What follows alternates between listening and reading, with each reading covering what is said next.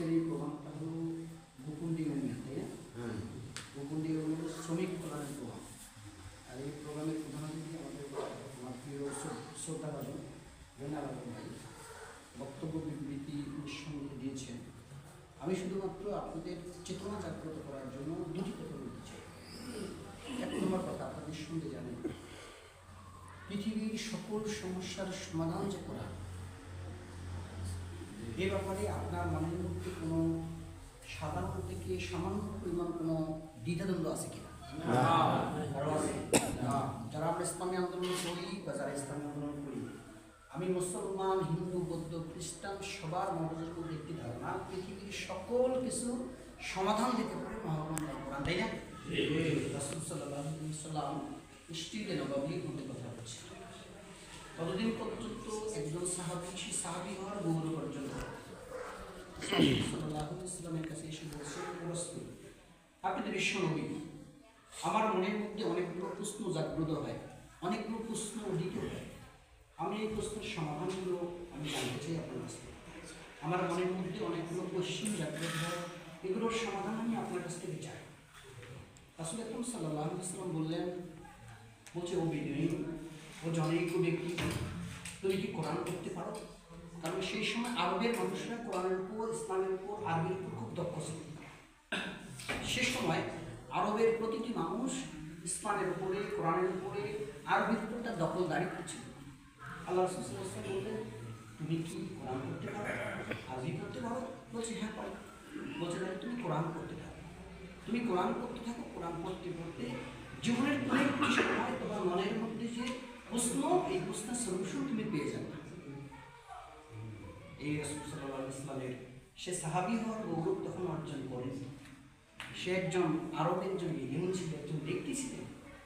সে কোরআন পড়া শুরু করলেন, সূরা ফাতিহা শেষ, কিন্তু তার প্রশ্নের কোনো সলিউশন সে পায় না। সূরা বাকারা পড়া শেষ, প্রশ্নের কোনো সলিউশন পায় না। সূরা আল ইমরান পড়া শেষ, প্রশ্নের কোনো সলিউশন সে পায় না। সূরা নিসা পড়া শেষ, প্রশ্নের কোনো সলিউশন পায় না। সূরা তাওবা 100 নম্বর আয়াত পর্যন্ত তেলাওয়াত শুরু করে দিয়েছেন, 100 আয়াত শেষ, 100 আয়াত তেলাওয়াত শেষ, কিন্তু তার প্রশ্নের কোনো সলিউশন পায় না। যখন 101 নম্বর আয়াত তেলাওয়াত শুরু করে দিয়েছেন, চিৎকার করে বলছেন, ও রাসূল, ও বিশ্বনবী, আপনি তো ঠিকই বলছেন, আপনি যে প্রশ্নের কথা বলেছেন যে সমাধান কোরআন থেকে বলবো, আমি তো প্রশ্নের সমাধান পেয়ে গেছি। বলছে কি সমাধান? বলছে আল্লাহ তাআলা সেই সমস্ত ব্যক্তিকে অনেক বেশি ভালোবাসে যারা গুনাহ করার পরে তওবা করে, আবার গুনাহ করে, আবার তওবা করে। সুবহানাল্লাহ, সুবহানাল্লাহ। বলছে এটা আমার জীবনের একটা বাস্তব অভিজ্ঞতা, আমি গুনাহ করি, কিন্তু আমি কি আল্লাহর কাছ থেকে ক্ষমা পাবো? আমি পড়তে পড়তে খুলে দিলাম 101 নম্বর আয়াত, তুমি গুনাহ করো, আবার ফিরে আসো, নিরাশ হয়ে যেও না, আবার গুনাহ করেছো, আবার তুমি ফিরে আসো, আমি আল্লাহ তাআলা তোমার তওবা কবুল করে নেব। সুবহানাল্লাহ।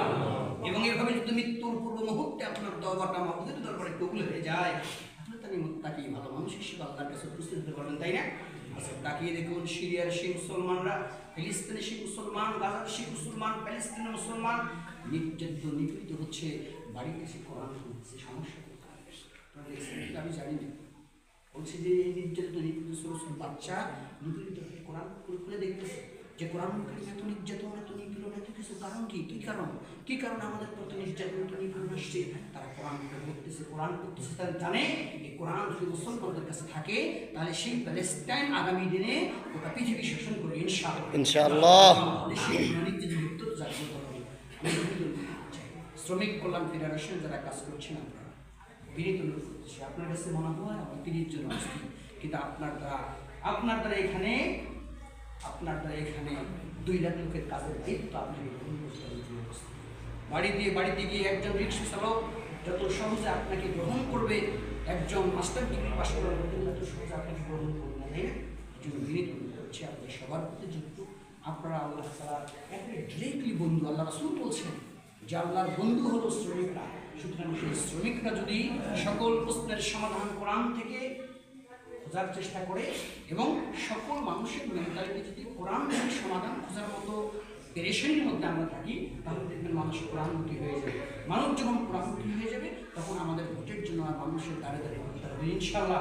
তারাই বলবে আমি ভোট দিচ্ছি, আমার বউ ভোট দেবে, আমার বাচ্চা কাচ্চা ভোট দেবে, তারাই বলবে জামাত ইসলামী কয়েছে, ছাত্র শিবির কয়েছে, ছাত্রী সংস্থা কয়েছে, মহিলা বিভাগ কয়েছে, তাই না?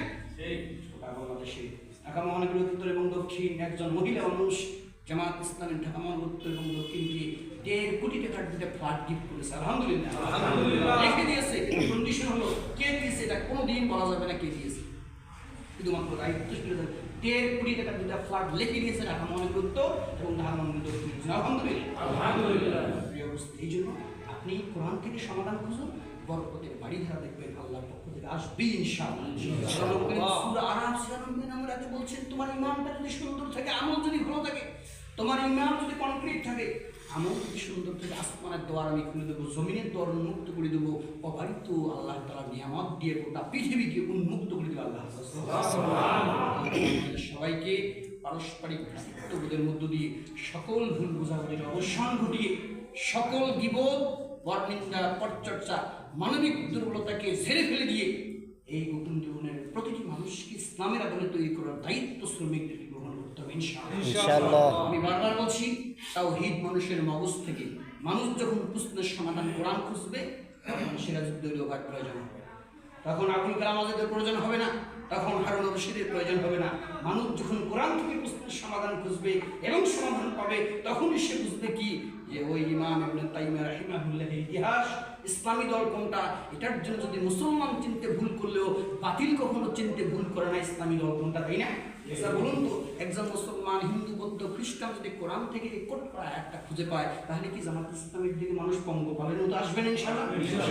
মানুষকে কোরআনের, মানুষকে তাওহীদের দাওয়াত দিন, মানুষ ইসলামের দাওয়াত দিন, মানুষকে জামাত ইসলামের দাওয়াত নাই, মানুষকে তাওহীদের দাওয়াত দিন, মানুষকে ইসলামের দাওয়াত দিন, মানুষকে কোরআনের দাওয়াত দিন। মাথা থেকে পা পর্যন্ত যখন মানুষ তাওহীদ দিয়ে পরিপূর্ণ হয়ে যাবে, কোরআন দিয়ে পরিপূর্ণ হয়ে যাবে, তখন আপনার মাথায় রাখতে হবে ওয়াইলা সাদাকাহুম হুদ ওয়ালা সামুদ আকাহুম সালিহ ওয়ালা মাদিয়ান আকাহুম শুআইব। পৃথিবীর সকল নবী রাসূলরা তার জাতিকে কোরআনুল কারীমের আদর্শ, ইসলামের আদর্শ, আল্লাহ তাআলার আনুগত্য করার আহ্বান করছে। জামাত ইসলামের সেদিকে আহ্বান করার জন্য দায়িত্ব আপনাকে গ্রহণ করতে হবে। পারবেন ইনশাআল্লাহ? ইনশাআল্লাহ। আসসালামু আলাইকুম ওয়া রাহমাতুল্লাহি ওয়া বারাকাতুহু।